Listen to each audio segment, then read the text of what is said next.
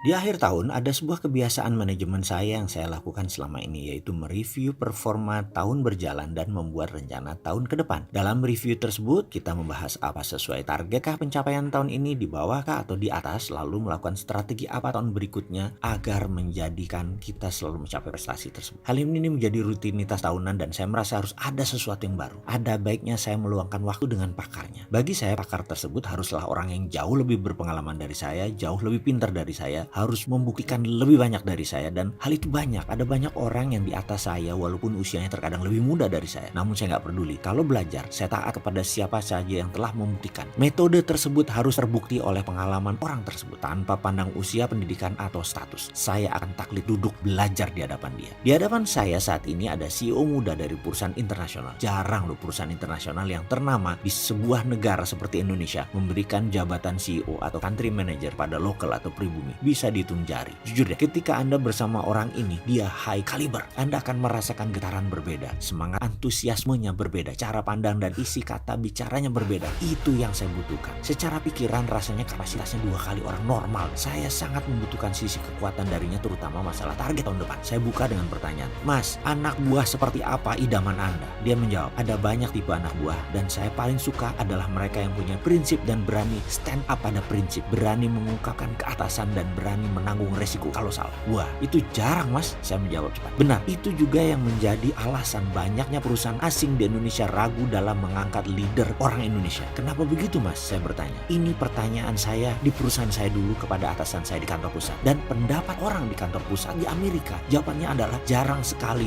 follower bawahan kita yang berani berpendapat. Kebanyakan yes sir, yes ma'am. Kalaupun berpendapat, informasi yang mereka berikan sangat dangkal. Ini menunjukkan mereka tidak cukup belajar atau tidak mencari data lebih lengkap lagi, atau tidak kurius. Kebanyakan mereka profesional, sekali lagi tidak kurius. Itu mungkin hanya orang di sekeliling saya. Dia melanjutkan, menurut saya curiosity itu penting. Curiosity itu keingintahuan. Curiosity itu membawa kreatifan. Curious itu membawa solusi. Curiosity adalah pergolakan dalam pikiran atas masalah yang terjadi. Masalah dibaca dalam diri seseorang karena peduli. Empati adalah awal problem solver. Jadi rendahnya empati itu rendahnya curiosity. Jadi rendahnya kreativitas dan produktivitas. Kurang empati itu kurang peduli. Kurang peduli itu tidak berkontemplasi dia. Orang yang tidak berkontemplasi itu orang yang tidak ada keingintahuan. Dan ketidakingintahuan tersebut membuat dia jadi tidak kreatif. Inilah yang menjadi penghalang karir seseorang tidak mencapai puncak sebagai leader karena masalah ini dasarnya. Yang jadi masalah lain adalah hal ini bukan hal yang didapat di kuliah atau di bangku sekolah. Hal ini adalah private kemenangan pribadi setiap individu yang ingin maju. Hubungan sama anak buah yang baik jadi apa, Mas? Saya berusaha mencerna bahasa tinggi yang dia sampaikan. Begini jawab, good doer atau pelaksana pekerjaan yang baik itu belum tentu good follower, dan good follower pasti good leader. Wah lah, saya bingung, Mas. Saya berusaha mencerna bahan baru lagi ini. Begini deh, saya bicara pakai bahasa Mas Mardigu yang penggemar psikologi terapan. Tahu Rosenthal Effect kan? Ya, saya tahu, saya jawab. Tentang ekspektasi tinggi atau pengharapan tinggi. Saya pun menjawab sambil mengingat pelajaran di kampus dulu tentang dunia kampus psikologi, yaitu Robert Rosenthal yang nyaris hilang dalam pikiran saya kalau tidak di looping dengan pertanyaan barusan. Apa yang Mas ingat? Tanyanya lagi. Rosenthal membuat studi di 3 kelas yang diajar olehnya. Kata saya memulai cerita yang saya tahu dan mudah-mudahan ini yang dia maksud. Kelas pertama dikatakan di awal semester bahwa mereka orang pilihan. Mereka orang yang telah terseleksi dengan baik. Biasanya prestasi tahun-tahun sebelumnya. Di kelas pertama ini, muridnya akan mendapatkan nilai A.